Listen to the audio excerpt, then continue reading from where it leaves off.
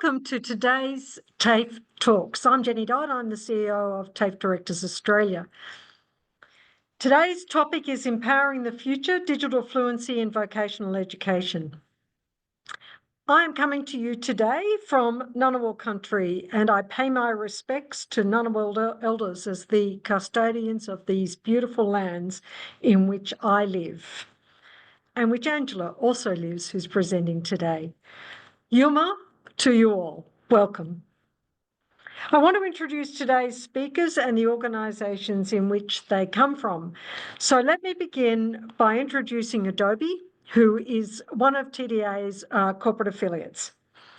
I'd like to introduce Al Briggs. Al Briggs is the Strategic Development Manager for Higher Education at Adobe.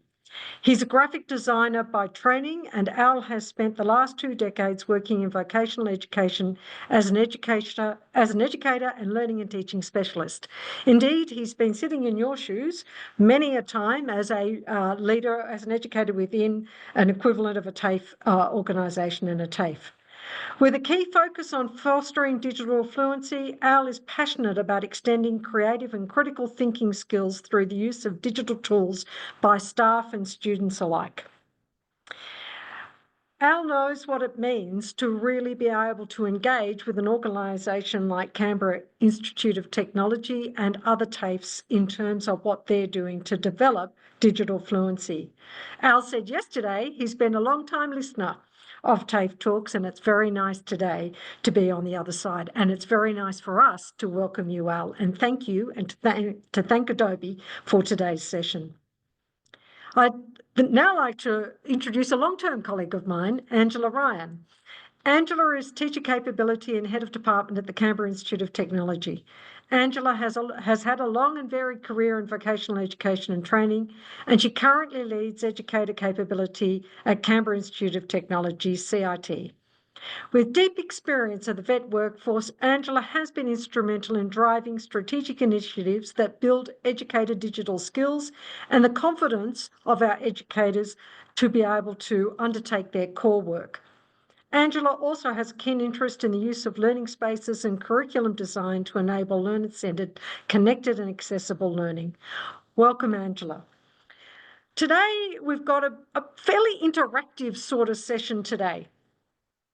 Al and Angela are going to show a few slides, just a couple, have a bit of a chat, and then they're going to talk to each other with some questions and answers. There's also an opportunity for you to input in a couple of polls, and they'll come up throughout the presentation. The first 2 of those will be sharing your responses with everyone else, and then Al and Angela will be able to see your responses just in the consideration of time. They will continue with their presentation.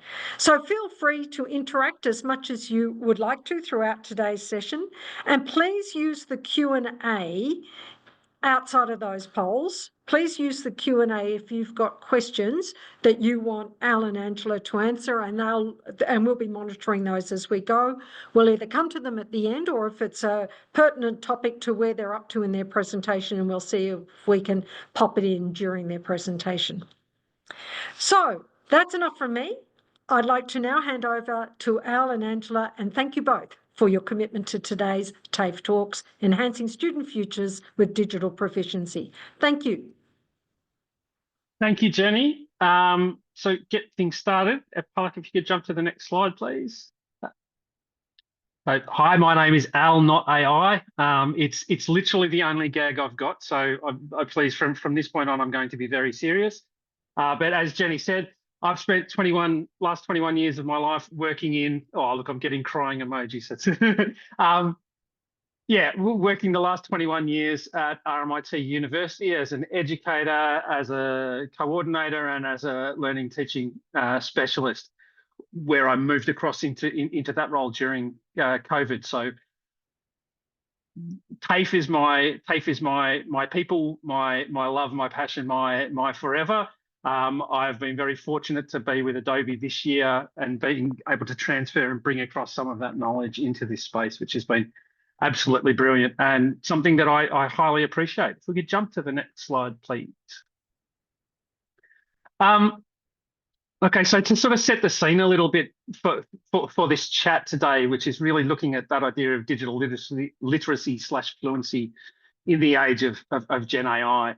To quote from our own wonderful university's Accord, Australian workers now need to be digitally literate, creative, collaborative, good communicators, and able to solve complex problems. Our tertiary education providers must teach these skills more effectively. So we know that is the expectation from government, from our regulators. If we jump to the next slide, please. We also know that from the World Economic Forum Future of Jobs report from 2023, if you take a look at the top 10 skills on the rise, these are the skills that industry wants graduates to have. Creative thinking, analytical thinking, technological literacy, they're the top three. But then you've got things like curiosity and lifelong learning, resilience, and I think the one that probably, you know, to go in and really date this to something that was done early last year, AI and big data is only ranked as number 7. I think you would probably find that is way up the list now in late 2024. But I think the nice thing there is that you can see it maps very nicely. It's that idea of resilience. It's that idea of being able to communicate, the ability to go in and work with other people. And I think, you know, Angela and I will be talking today about some of the challenges in that space and the ways that the sector have really not only overcome them, but use that as a platform to really set them up for future success as we do move forward. So if we jump to the next slide, please. Again, look, this is from the Microsoft Work Trend Index report. We're looking at the future employee skills that will be required in an AI-powered future. These are the top skills as suggested by industry specialists. So things like analytical judgment, flexibility, but you can see in there, creativity is always in there, emotional intelligence, curiosity, the ability to go in and delegate, the ability to go in and detect bias. So that idea of using technology responsibly comes through again and again when you take a look at all of these numbers and statistics. Jump to the next one, please. There was a study from MIT again in 2023 and taking a look at what we mean. So when we're talking about the opportunity here, generative AI is going to have a substantial impact on the future of work and the trajectory of inequality. So the nature of that impact is not an inevitable consequence of the technology itself, but it instead depends on how society develops and shapes AI. And I think it's an interesting quote because particularly in that vocational context, that idea of the fact that we do look at ourselves as the area in education that is very open and embracing of accessibility, of equality of access and all of those sorts of things. And I think it raises an interesting point around the fact that we know this technology is here. So how we go in and harness that is going to be the really important bit moving forward. Jump to the next slide, please. I'm not going to keep on going in and just quoting things at you, but the key one here, I think, around digital fluency. When we're talking about digital fluency, I don't think it's necessarily a term that's interchangeable with digital literacy. I look at digital fluency as being that idea that somebody has a little bit more flexibility. You know, when we talk about literacy, it's, for example, the ability to read. Fluency would be the example, or the ability to write a poem or create a podcast or go in and, you know, extend that knowledge out in new ways and using new methods. Jump to the next slide. So what we're hoping to do and what we're going to be talking about today is how we can prepare students and staff for a rapidly evolving digital future by equipping them to be agile, critical, creative, and confident users of technologies. Jump to the next one. Oh, we've got that slide in there twice. That's fine.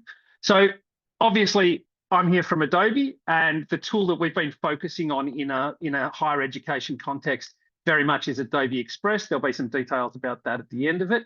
But Adobe Express is designed to be a low-lift, high-impact tool that all students can go in and use at any point along their creative journey to go in and help them create tools, create outcomes, to go in and make a podcast, make a presentation, create a short video, you know, really focus on that idea of what an authentic assessment might actually mean.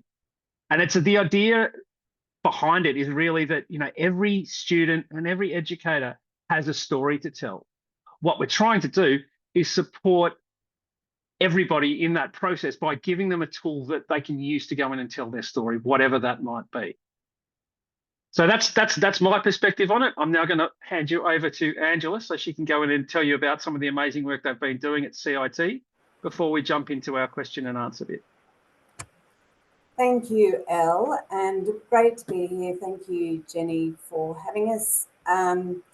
Now, as much as I work in teacher capability space, I work in the accredited and non-accredited space. So I also lead the TAE delivery at CIT. And because of that, of course, I'm very cognizant and keen to understand our regulatory environment. So I just thought a little bit of national scene setting is also worth touching on. You're probably already yawning to consider that I'm going to talk about these things, but they actually lend themselves to the digital confidence, digital fluency conversation. If we can just go to the first slide, I think just about everybody is, sorry, the next slide, the revised standards are really about engaging learners. And I think that's a very nice step away from a compliance-driven environment to really thinking about our pedagogy and how we deliver our training. And Elle and I are really going to be talking about designing learning throughout this conversation. Also in the revised standards, it's talking about continuing professional development and currency and competency and knowledge to engage learners. So that's around the onus on educators. And I know educators want to be engaged in upskilling and learning, but it's there now in the standards. Can we go to the next slide? The Vet Workforce Blueprint, released very recently. It's very exciting. It's about growing the vet workforce, about us being the skilled educators for the technological transformation. Now, there is a lot of money coming with the Vet Workforce Blueprint. So there's the 100 mil over the 5 years. There's contributions from states and territories. But it's how we enact that, what we do with that money is really important, and part of that needs to be thinking about how do we invest in our educators to support them with the great digital confidence and skills to train our learners. The next slide. Another part of the scene is the Future Skills Organisation. Of course, they're looking at building digital capability into all qualifications, but certainly they've got one of the projects to test a new approach to that. The next slide, we have the Australian Digital Capability Framework. I'm not sure how many TAFEs across Australia are actually using this entirely as their framework. I think it's a great framework. I think frameworks are great. I think we need to benchmark, but frameworks won't get us to where we need to be. So it's how we use them and embed them into the way we work and how we align them with our strategic intent across our institutes. So look, that's it for the regulatory environment and what we've got in the national scene. Maybe we should go to our first question now.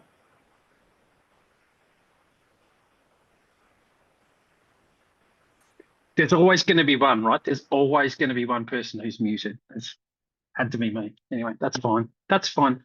So the first question, and we have opened this up as a poll for everybody to go in, because I think it's going to be really valuable to have this as a bit of a sort of a conversation starter. But how do you see the role of vocational education evolving in the next 2 to 3 years?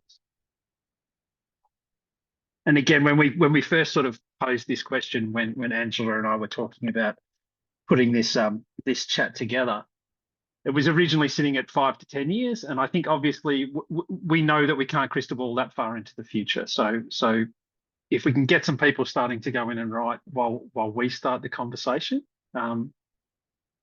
Does that sort of make sense to everybody?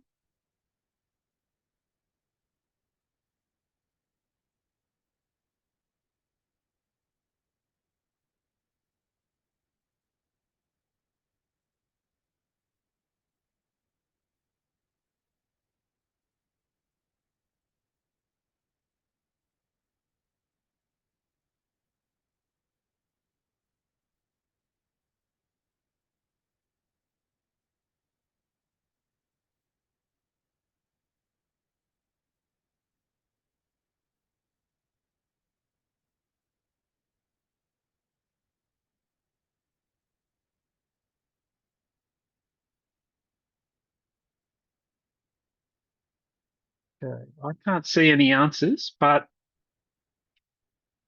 Angela, do you want to go in and give it a crack?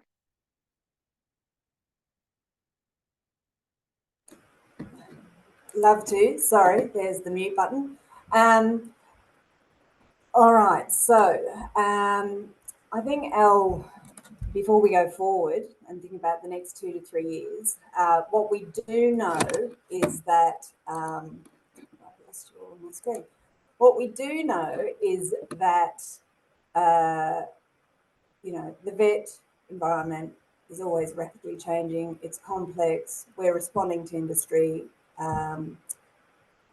There's going to be an evolution continuously. What we do know is that digital transformation in all institutions is going to be big and fast, but it's already happening. But I want to just take us back to 2020 when COVID struck, and I think that really gives us a nice picture of what happened in the vet sector. Universities responded, K-12 responded, but vet responded with such gusto, and there was just enormous work in moving curricula from face-to-face into the online environment, where and of course the hard part of that was moving applied learning into an online environment and assessment. And it was an incredibly stressful time for everybody all over the globe. But certainly in our workspace, it was a huge time where it demonstrated just such enormous agility and adaptive versatility of our educators to really embrace this new online world. Now, we may have done it in a really, in many cases, in a just lift it up and move it over into the online environment, and that's okay because that kept our learners engaged and that was really important. But there was some really innovative stuff that happened and a lot of experimentation, and that's really sort of helped to leverage the vet sector to get as far as we have in the world of digital futures. But I also wanted to point out a recent report, a UNESCO report, Technology in Education, a tool on whose terms, does suggest, the research suggests that there may be little evidence that digital technology does add value to the learning experience. Now, that's a very interesting piece of data, which is why, Elle, you and I are very interested in the design process, where you use technology, how you use technology appropriately and securely, and what technology you use. The report suggested that a lot of the technology that we're choosing is redundant within 3 years. So we don't want to be introducing our learners to new technologies that are not going to be useful to them. There does need to be, a careful consideration. We need to be savvy about what we're choosing, what's the purpose. We need to be critical about the education technology out there. Your thoughts? Yeah, look, I mean, I agree. I think the one thing that really came away, or that I took away from being a vet educator during COVID was the resilience of the people around me. Was the fact that if you'd said to a group of any staff at any level, hey, we're going to change your completely change your methodology next semester. And we'll support you to do it, but you're going to completely change the way that you deliver. You're going to completely change the way, in a lot of ways, the way that you assess, the way that you do formative, the way that you do summative. That's all going to change. And you've got 6 months and we'll support you in that process. There would have been riots in the streets. We had 3 days, right?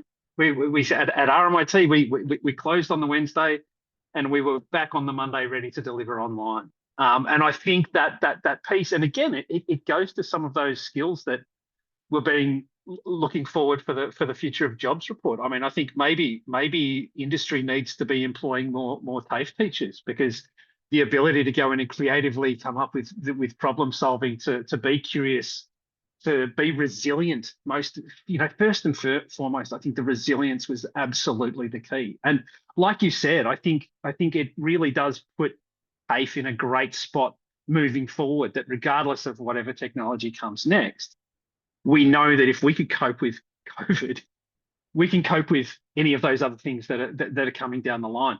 There's some really interesting comments coming through in the Q&A around things like the way that VE may be adapting things like short courses, microcreds, skills-based learning. And there's also a comment that just sort of popped up in the chat, which was students are also keen to stay engaged during that time. And again, I think that's from Sharon. I think that's a really interesting point. I mean, it's so valid. I think I was recently on a study tour over in America, and one of the conversations that we had there from someone from Weber State University was about the fact that one of the things that happened during COVID, and again, I'd really love your input on this one, Angela, was the fact that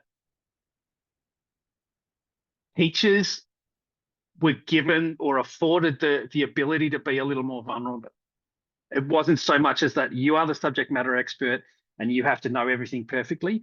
We were learning alongside the students. And I think in some ways that's sort of reflected with what we're doing with artificial intelligence. But I think that idea of the vulnerability helped with that buy-in from students, because it was a journey that we were all going through together. Would you agree with that? Absolutely. Yeah.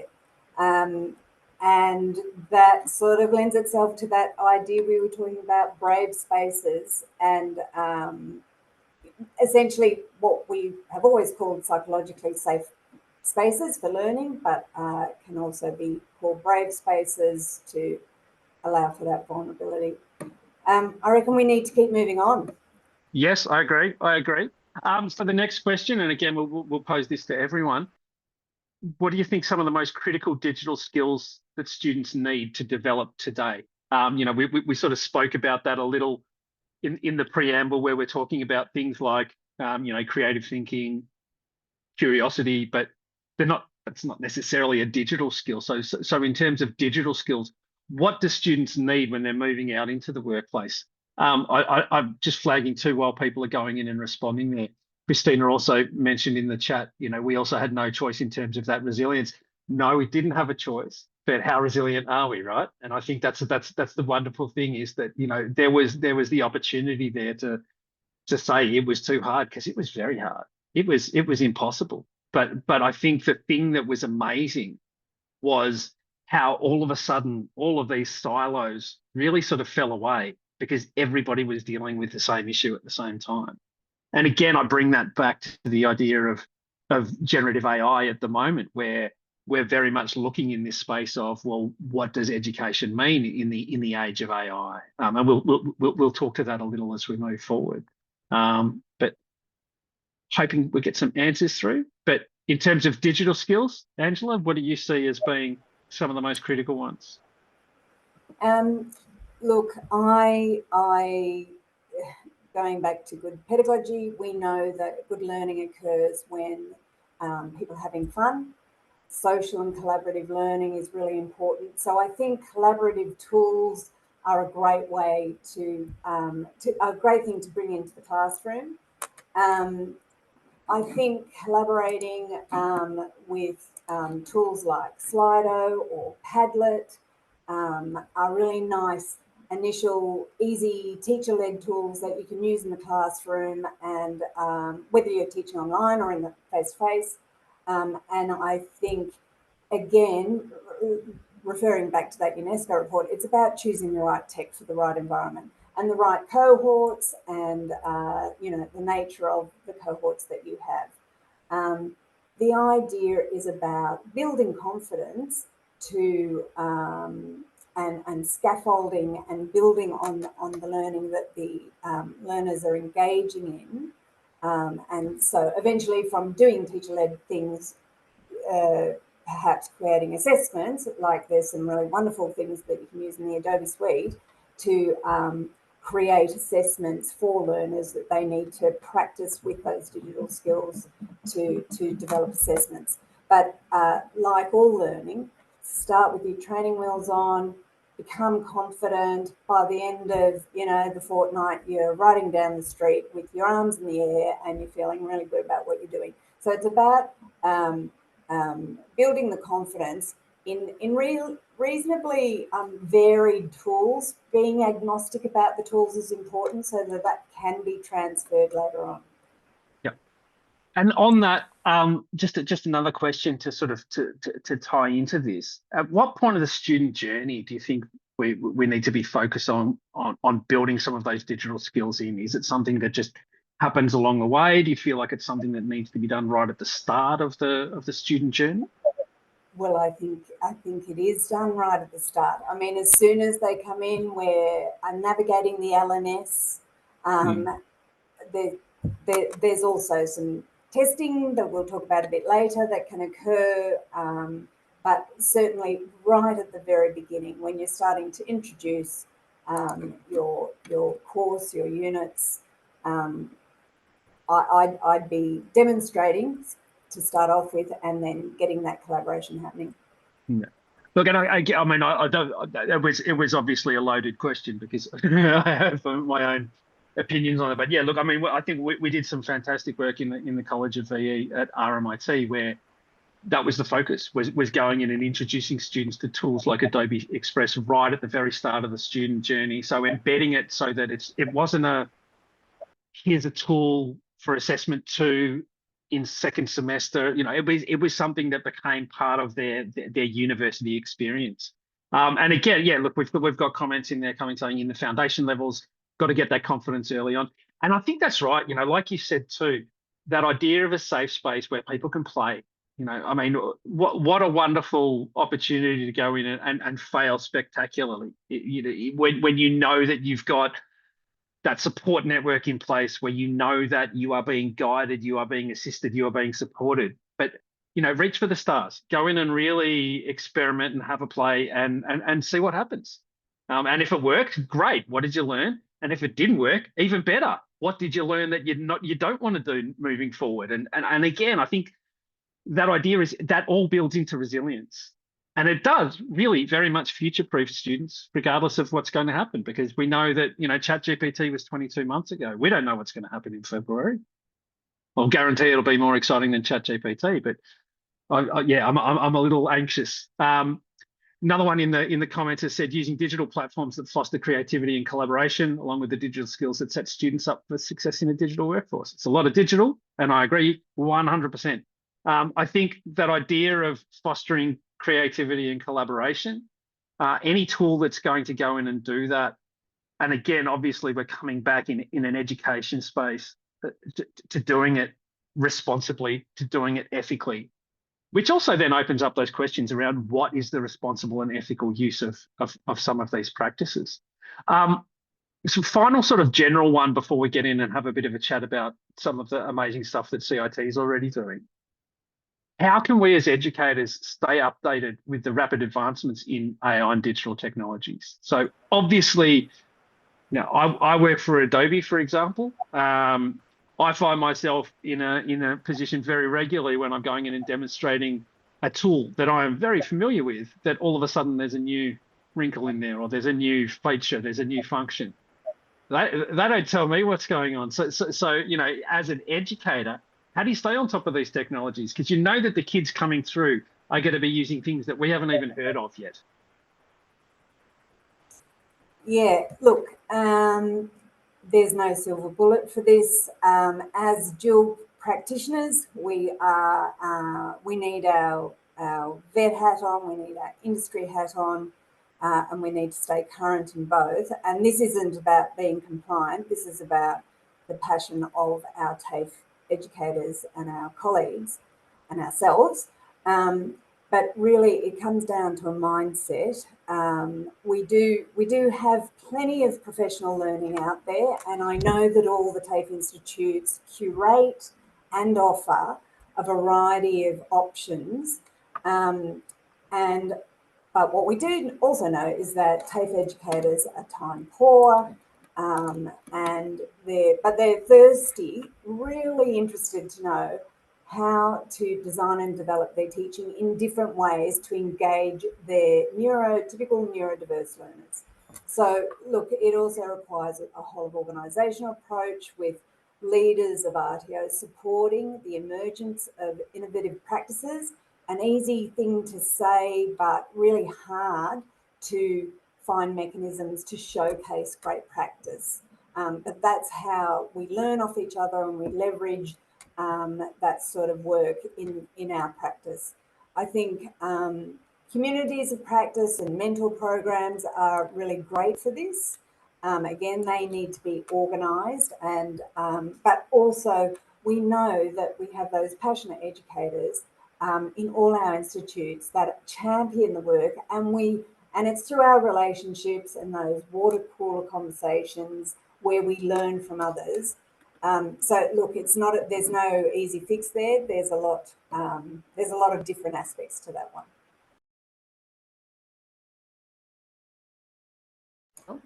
Just muted myself, sorry. I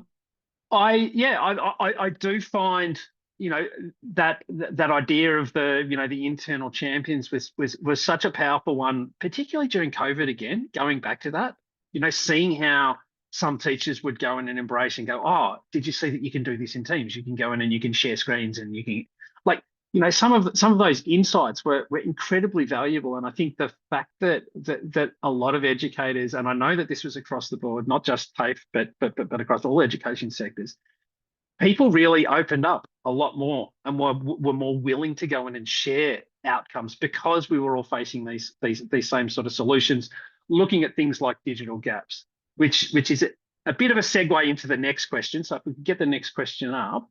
This is one that's specifically to you, Angela, which is what strategies has CIT implemented to address the digital skills gap amongst staff and students? Okay, so look, this question and the next, which our audience can't see, sort of blend into each other. But certainly if I talk about students at CIT, our foundation skills team are amazing. And I think like TAFE Queensland and many other TAFEs, we have the Learning Resource Group LLM Robot, and we offer the digital skills survey aligned to the ADCF in that. And if a student identifies with issues, they'll be encouraged to enrol through the foundation skills team into non-accredited training. And that is because we don't want to create complexity for the student. We don't want to put them off by having assessments from the training package, FSK training package. So we've got non-accredited training for basic digital skills. And in there's basic computer training and, becoming familiar with the learning management system. And then they can also book into 1 hour specific tailored learning with the team, and it might be Microsoft Word formatting or using OneDrive or using the accessibility features through Microsoft products such as Editor or Dictate and Translate. So look, ultimately, like many TAFEs though, and this is supported by research that's come out from Denise Cox, educators are using a significant amount of their own teaching time to support the digital capability of students, of our learners. And we even see this through the Certificate for Training and Assessment. And that's things like, certainly for learners outside of the TAE, but finding your email account, setting up your email account, using naming conventions for managing your files in OneDrive or just navigating through the LMS. So there's some of the strategies for students. For staff, there's a big one. I'll try and not be too complicated with it. We've got learning and development priorities at an institute-wide level. The first priority is around learning, design and facilitation and assessment. The second learning and development priority is digital capabilities and digital pedagogy. So it's you know, at the forefront of what we do at CIT. We then have a really robust learning and teaching strategy, which has 3 goals. And all those goals, learner-centered design, contemporary pedagogies, creative and meaningful assessment, have digital embedded into them in all sorts of ways. And to bring that strategy to life, we have a strategic action plan that runs over 5 years, and that will help us get to our new campus, which is next year. But that strategic action plan is about how do we support our staff and our educators to have the digital skills as part of the strategy to work with confidence and proficiency. So we've also got, as far as strategies, we've got our project work going on across the institute to get our staff into the new campus, and there's a lot of work going on there. And so 2025 is the year for that. Work is going on now, but 2025 is definitely going to be the year. And also, I will just say, because this is in my own space, in the Diploma of Vet from the TAE training package, we've embedded a lot of wonderful digital upskilling through specific assessment tasks in design and develop learning resources and e-learning resources, but also the design of the Diploma of Vet is designed as a community of practice, and Microsoft Teams is used for that collaborative space. And the portfolios of work of the evidence needs to be captured through OneNote, and there's opportunities for learners to collaborate on developing quizzes through MS Forms. So we're trying to practice with lots of different core tools within the Diploma of Vet. But yeah, look, that's a lot. Over to you, Al. But I think, I mean, you know, it also answers the next question, which was how do you support educators in building their own digital confidence? But I think what a great way to go in and upskill all of those teachers. Everyone has to go in and do the TAE. Here's a great way to go in and you know, modeling that practice. And I think that's the bit that sometimes is a bit missing, where, you know, universities will adopt a new technology and just say, oh yeah, it's on a list of all of the technologies that we've got available. But when you do that embedding, it makes it more real. And again, you know, we certainly found that at RMIT across the journey, going in and trying to embed some of these tools right at the start of the journey for the teachers as well as the students. And I love the way that you sort of you sort of brought that in. I don't know if everybody in the room is aware of what's happening with the Woden campus. Do you want to talk to that a little bit? Because to me, it's a very, very exciting opportunity that you've got going on. Yes, well, in July 2025, so I'm here where Jenny is, at our city campus, Reed campus, and everyone here will be moving to a new campus in Woden. And it's unlike this campus, which is 2 levels, it's a high-rise, and it is a smart campus, and it is all about providing accessibility for learning. So all of the learning and teaching spaces have got beautifully equipped audio visuals, and at the moment, preparing for that, we have an amazing he was an educator who's promoting.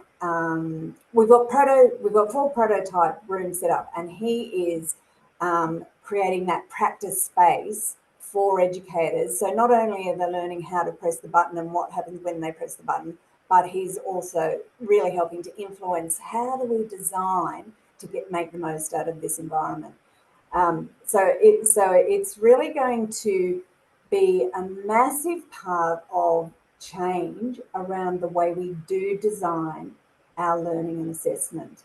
But it's a lot, right? It's like when COVID struck, we changed curricula, the way we designed and delivered. The same is happening for my CIT colleagues and myself. So we're taking it slowly, and although we want to, become familiar with all that tech, the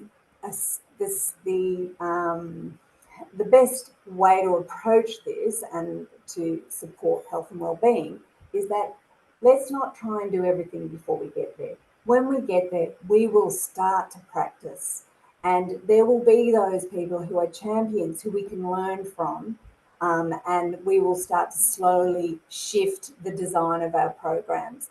But look, it's going to be a really beautiful space with lots of opportunities for industry and all sorts of other events to be occurring in it.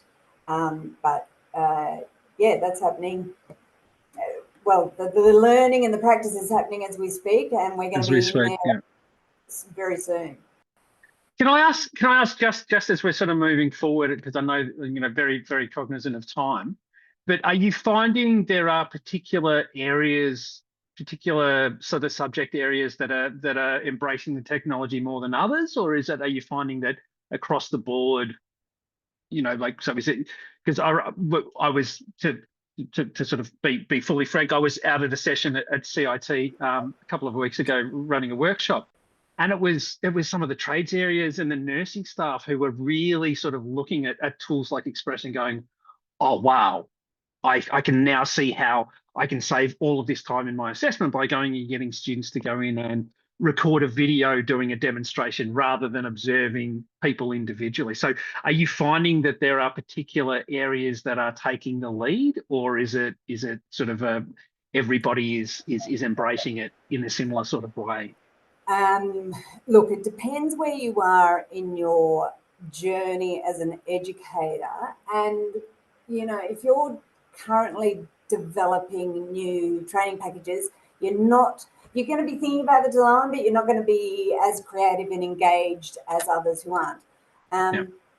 We have always found our trade teachers to be incredibly innovative and exploratory, and always trying new things with their facilitation. Yeah, I wouldn't say there's any particular pocket. I think because we're a small institute, we've got 600 educators. I mean, I've been here a long time. I've been here 24 years. So I know a lot of our educators. And look, I said this before, educators are passionate. They're committed to their learners. So yeah, I don't think there's one particular area more than another that is leading the charge on this at the moment. Well, look, if we jump onto the next question, because again, very mindful of time. Look, the next one's one that I think we've probably covered off on quite a bit, but what are some of the biggest challenges TAFE educators face in adopting digital tools? Is it the fact that TAFE staff, as a general sort of rule, are so incredibly time poor? Is it the fact that there are so many tools out there to go in and choose from? Is it that, what do you think some of the biggest challenges are? Look, I think it's time poor. I think, look, the vet workforce blueprint can't come at a more timely. Yep, I can see Emma Gorell, time poor. The vet workforce blueprint is really helping to highlight the challenges we have in attraction, recruitment, and onboarding. Now, if at that point, I think, that is where we need to be tapping in and finding out where our educators are at, and then building learning plans for digital proficiency in our institutes. Now, that's a very easy thing for me to say. It's a very complex thing to do. But I think part of the vet workforce blueprint is, I think some money, I think institutes need to be thinking about how they're going to be using that to support educators from the very beginning. But then we already have our 600 educators, so how do we get them engaged in adopting the tools? Look, I think it's time poor. I think our heads of department or our education managers have a lot of staff. It's very hard for them to focus really keenly on each individual's needs. I think team-based approaches are good. I think honing in on particular departments and teams, because then you have an understanding of your own curricula and what are the needs of that curricula and those educators. And celebrating the successes too, yeah? Like, celebrating the successes along the way, because, it's the thing that I've always been, I think it's the reason that the long-term, the lifers like us who've been in vocational education for a very long time. It's because you keep on again and again getting that validation, getting that, wow, how amazing is it that this person has come up with this idea? What a brilliant solution, and the way I come back to every single time. One of my educators who during COVID bought a green screen on Amazon, so that he could then go in and set up the front of his house to be this sort of interactive experience, like taught himself video editing with Premiere Pro and things like that, so that he could be going in and pointing out things. Like it was cheesy. It was sort of a little bit, the kids rolled their eyes a little bit, but what a fantastic way to be going in and starting a class every week with a teacher who was willing to go above and beyond. And so I think that's the thing. Yes, it's time poorness, but getting that quality of time. And again, this sort of covers up on the next question that was on the list, which was, how can institutions support educators in overcoming these challenges? But I think we're sort of talking on this too. Katrina said in there, if we position digital uplift in terms of value to teachers, like reducing assessment time. I think that's the thing, right? If you can go in and I've been doing this a long time, and I know that the way to talk to teachers is in that hours. It'll take half an hour to learn, but it'll save you 45 minutes every time you go in and do an assessment. And so if there are tools out there that can go in and do that, like an Adobe Express, like an Adobe Rush, where you can go in and you can not only teach the students to go in and have that new skill, so have that additional digital confidence, flexibility to go in and create a podcast or a video, but to go in and save that time for an educator. I think something we haven't touched on, and I don't have an answer to this, but we also have an issue in the TAFE environment that we have a lot of sessional or casual teachers. And it's very hard to, and I don't have an answer, but I just want to raise that that's a massive challenge in our institutes to engage with those educators with the same sort of equity as full-time contract educators. That's always a great. challenge. Yeah, absolutely. And the idea of TAFE, where it is industry practitioners who are also teaching, you're already serving those dual roles to go in and then do the third on top of that overlay of, now go in and bring in this new, pedagogical lens, etc. Sharon's mentioned in the chat, often early adopters have existing digital skills. And I think that's the thing that talks to that idea of digital fluency, where those who have got that confidence are more willing to go in and adopt those additional tools. Very much running out of time now. Final couple of questions in there. How do you feel students can leverage their digital skills to stand out in the job market? Well, I think, look, digital badging is going to support one of our graduates if they've got a online profile. creating their own portfolios of the work that they've done throughout their study and in their working life. What are your thoughts? I think this is more Yeah, look, thanks for asking the question, actually. Look, honestly, I feel like tools that are going to be able to travel with students are the key. So tools that don't just leave at the door. And again, you can see the Adobe badge there. We're talking about tools like Adobe Express, where students can go in and build up a digital portfolio of learning across their student journey and take that out into industry. My time as a graphic design teacher, which was 17 odd years, the thing that always amazed me was when we spoke to industry about student portfolios, what do they want to see? They don't care so much about the final outcome, because there's an expectation that when you graduate with a TAFE qualification, you are competent. You do know what you're doing. But the interesting bit there was always what they wanted to see was, how did you get to that? How did you get to that outcome?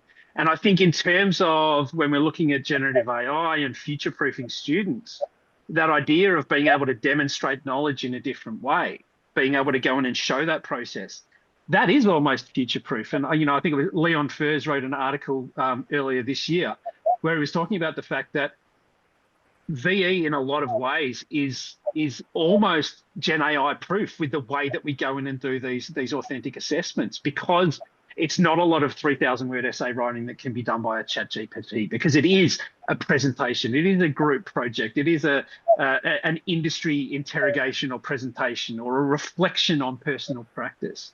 So I think you're absolutely right. I think the digital credentials, and again, the Adobe, please feel free to reach out to anybody at the end of the conversation. More than happy to have that conversation with anyone around some of the tools that exist, because I think what we're needing to move towards is, I don't want to go in and say a democratization, but an accessibility and availability first.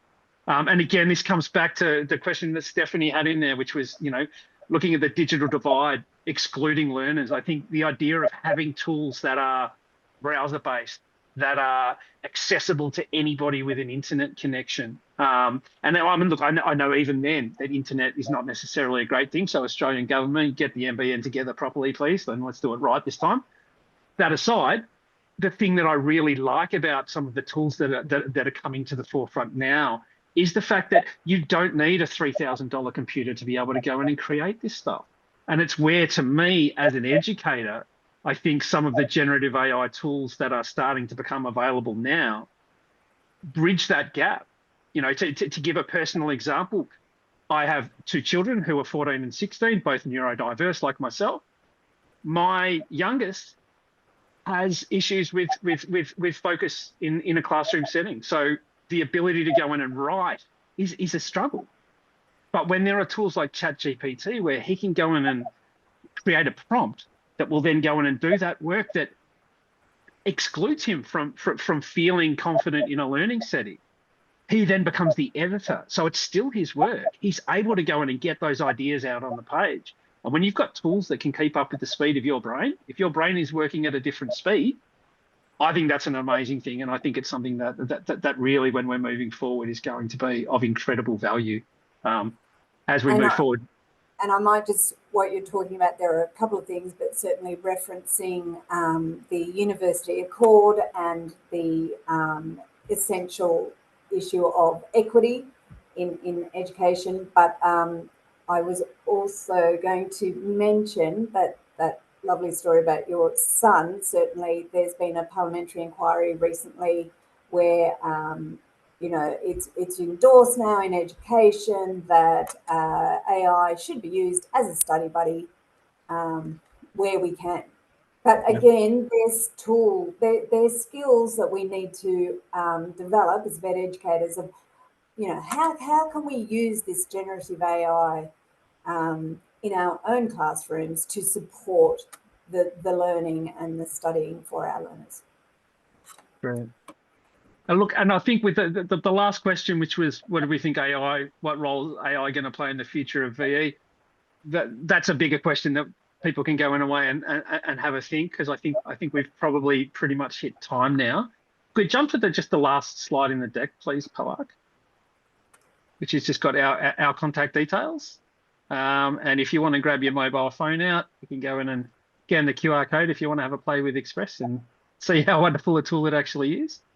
We've got Jenny back on screen with us. Thank you. Thanks very much, Al and Angela. There's been some really great comments coming through the chat, which I think, Al, you've picked up a lot of those as we've gone along. There were a few questions in the Q&A, and one of them was around, and I don't know if you know this, Angela, was, has the digital framework been endorsed by government? I'm not sure whether anyone actually knows that. Yeah, I thought it had, but perhaps not. Sorry. Okay, it's I guess it's a framework anyway, so that's an important component. One question from me: what sort of strategies have you got for where you might get a pocket of resistance from a group of teachers that really think, well, our industry is more a people-related industry and won't necessarily need some of these skills? What suggestions might you have, both of you, to how to tackle some of that sort of resistance? I think time. Oh, sorry. No, please go out. Go. I was going to say, look, time. I think particularly, in the trades area, we sort of, in my previous role at RMIT, found some pockets of resistance. Look, mate, these guys just need to go in and learn these skills, et cetera, et cetera.